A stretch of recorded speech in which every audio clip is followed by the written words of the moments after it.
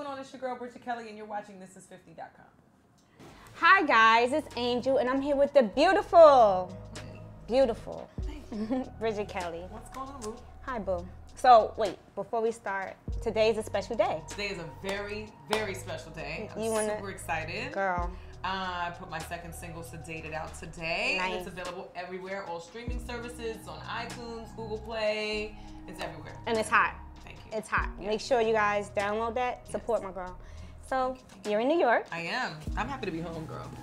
Yes, with this weather. It was 85 degrees yesterday in LA, but here's the thing. It's cute, but not during Christmas time. I feel like I really wanted a white Christmas anyway, so it's perfect that I'm back here and it's this cold. It's cool weather.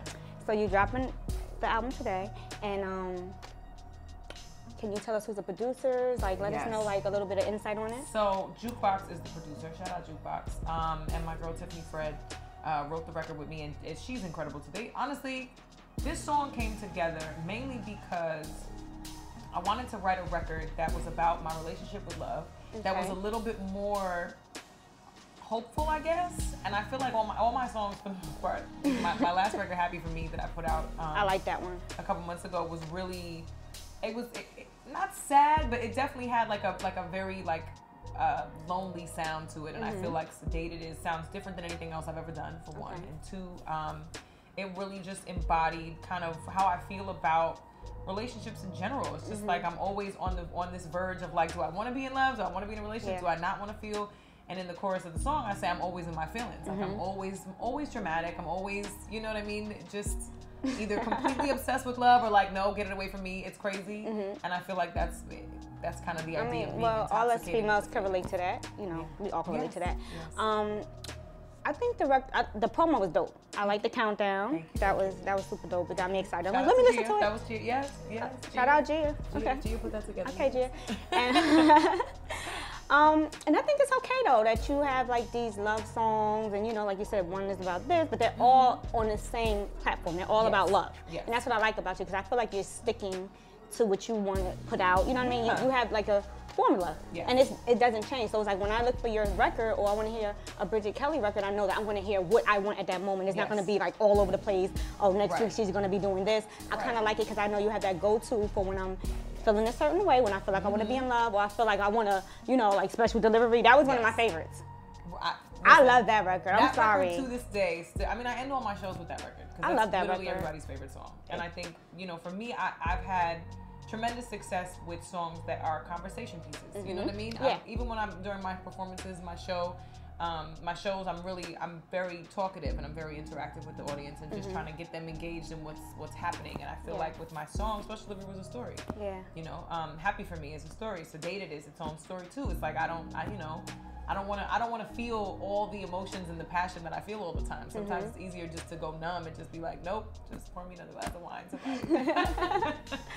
But I think that's why it makes you great at what you do, and I think that's what like a lot of females can relate to your music, because it's something that we can relate to. It's feelings, it's emotions. You're not holding back how you feel, like you're letting it out in your music, and that's dope. It's hard though. It is hard. I realized that this time around, completing this project, my album Reality Bites, I'm putting out in a couple months, is really going to be a tough project to release and promote and talk about and perform. And you know, I learned early on, going on tour with Mary J. Blige, that it's exhausting and draining to have to relive those moments. Do you know what I mean? The moments of heartbreak, the moments of you know, devastation and depression. It's like some of those songs are really deep and personal. So I'm literally bearing my soul on this project. So the closer we get to it, the less scary it gets. But I feel like with every song, I'm like, oh my God, it's more truth. Oh my God, it's more reality for me. So it's been nerve-wracking, but I'm relieved that the reaction has been so positive, that the response has been so positive so far. It's only been one day though. It's only been one day.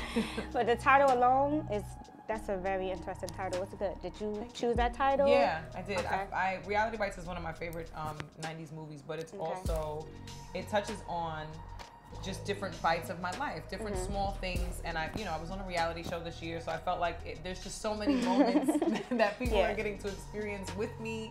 And then also bits and pieces of my life and my story that I haven't really gotten a chance to share. You know what I mean? I think being on the show, You know, for those of you who don't know, I was on Love and Hip Hop Hollywood. Being on the show, I really wanted to utilize that platform just to let my fans know more about who I was. You know what I mean? And I take pride in my participation because I was singing it in the studio in almost every episode, and I really feel like that was really the point that I wanted to drive home. And I think, you know, with music now, it's hard to promote yourself and do it in a way that draws people in. And I think me telling my story, my truth in every record that I'm putting out is really is powerful. So how was that experience for you? What was the response like from your fans? I'm pretty sure you gained a lot more fans from being on the show, which was good. Yeah. Which was great for you.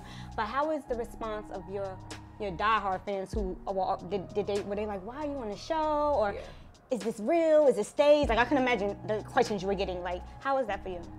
There's always a stigma attached to reality shows. Love and Hip Hop in particular. There's always this stigma attached to it that it's either not real or it's too much drama. And I think, you know, everybody goes on there with their own agenda and what they want to get out of it. And I think ultimately for me, my whole purpose was to promote music. And at the end of the day, that's what I was able to do. And I think regardless of whatever other, you know, opinions or whatever situations and circumstances went on during the show. I mean, there's a lot of stuff that we filmed that didn't air. There's a lot of stuff that was edited differently. And, you know, we all know that when we sign up for it. We all know, but it's that we're not necessarily in control of everything when we participate. But the one thing I can say is that I was really happy that my song at the end of it all was able to be launched off of that platform. Nice. You know what I mean? And be performed and also promoted in front of such a wide audience. Nice. I think a lot of my fans initially were kind of surprised that I signed on to do it. And I surprised myself because I'm a very private person outside of my records. And I felt like, okay, well, if I'm really gonna do this for real, then I have to live through my truth. You know what I mean? And I had to relive and rehash a lot of painful situations and painful circumstances with my ex-boyfriend. And I think, you know, doing that on such a grand stage, I don't think people who do that get enough credit for exposing themselves in that capacity. I didn't anticipate it being as tough as it was, but I think my fans were pretty empathetic to the fact that it was sensitive subjects, and you know, and my breakup was real. That was a real, you know, that was a real ending of a 7-year relationship. So, you know, for that to go up in flames in front of millions of people was not an easy thing to come back from. But I think, you know, as my records will tell, you know, I'm in an incredible space now, and I'm just really at peace and happy with who I am and where I'm at. Well, I think that's amazing. I think you did a great job, by the way. I think it was good for you to go on the show because you kind of let people in. You kind of, you know, weren't in the box. You kind of let people know a little bit more about you. And now, moving forward with the music that you put out, I think people could relate to you a little bit more. You understand, and get to know you more because you're beautiful and you're very talented. So now that was like an opportunity for them. Are you going to go on the next season, by the way? Are you I don't know yet. You're not sure? I'm on the fence. Yeah, I'm on the fence. I'm on the fence. I gotta see how I feel. I really, I mean, as soon as we finished this last season, I got right back into album mode, and I've just been so focused on that I may not even have the time to do it once everything gets rolling again. So we'll see. I want to go back to something that you said that you were doing background for Mary J. Blige. I went on tour with her. Oh, you went on tour with her? Yeah. Okay, so did that, because you kind of like, you have like that same, did they kind of influence you with your music? Cause, for sure. Okay. For sure. And she's such a powerful, positive presence. You know what I mean? And I think to be around, I mean, my career started off with me being in really close proximity to legends. You know what I mean? I was signed to Jay-Z for 6 years, and so being around him and being around Beyonce and being around Mary, just being able to kind of absorb their energy and their experience and have my own experience really put me in a position to you know, rise to the occasion. And I think being on tour with Mary and being able to open for her, watching her show every night, the level of professionalism, the level of passion and humility and dedication to her fans and her show, it was eye-opening and also inspiring, because I think, you know, there's nothing more beautiful to me than a woman that knows who she is, owns and loves every single aspect of her story and her truth, and doesn't have a chip on her shoulder. You know what I mean? I think there's nothing more incredible, more inspiring than that. So that really that really put a lot of perspective for me. I love Mary's music, and I see that in your music as well. I see that you're just letting loose, and you're expressing yourself how you feel, you know. So that's why I wanted to go back to that, because I'm like, wait, when you said Mary, I'm like, wow, I can see that. Like, I can see that you're doing your own thing, but I can see that, you know, you kind of got inspired by some of that through your songs. It's like real. It's feeling like, oh, walk around the house and sing it. You know what I mean? Like, that type of thing. So what's next? What do you have going on? What's gonna be? The album.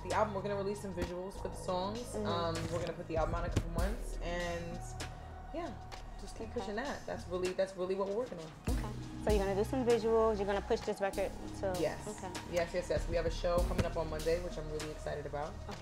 Is that gonna be your first show back into New York City? Yeah. First show in a long time. Wow. Actually, so I'm really excited about it. Okay. I'm gonna come out to that, by the way. Oh yeah. I'm coming to support you. Definitely. I'm definitely coming. We're gonna talk. We're gonna laugh. We're gonna cry a little bit. But it's going to be good. Okay, and I see you doing some writing as well. Yes. You've done some writing. I don't think people know that you're a great writer as well as, you know. I think this project will be the opportunity for people to get a real taste of my versatility as a writer. Okay, I think the album has a lot of different sounds and a lot of different elements to it that music fans in general are going to appreciate. Yeah. Because the song Happy actually has a whole different sound to me personally. I was like, wow, this song is really nice. Like it's a different sound from your other records that you put out. So very acoustic. Did you do the writing on that one as well? I co-wrote that with Tiffany as well. So Tiffany Fred is also the co-writer on Sedated with me. Okay, cool. It's my girl, one of my close friends. Shout out to Tiffany. Happens to be an incredible writer. I lucked out with that one. Okay, shout out to Tiffany. So before we go, is there anything you want to tell anyone? Just follow me on social media. Yeah, for sure. You got to keep up with all the stuff that's going on, the upcoming shows and releasing all of that. So make sure you follow me. It's at I am Bridget Kelly on everything: Twitter, Instagram. At IamBridgetKelly.net is the website. All that information. Facebook, Bridget Kelly. And make sure you get my single Sedated. Make sure you get that single. It's hot. Get that single. Get Sedated. If you haven't heard it yet, you gotta get on it. Gotta get Happy for me too. It's everywhere. So make sure you get those. Yeah. Thank you for coming. Of course. Thanks for having me, though.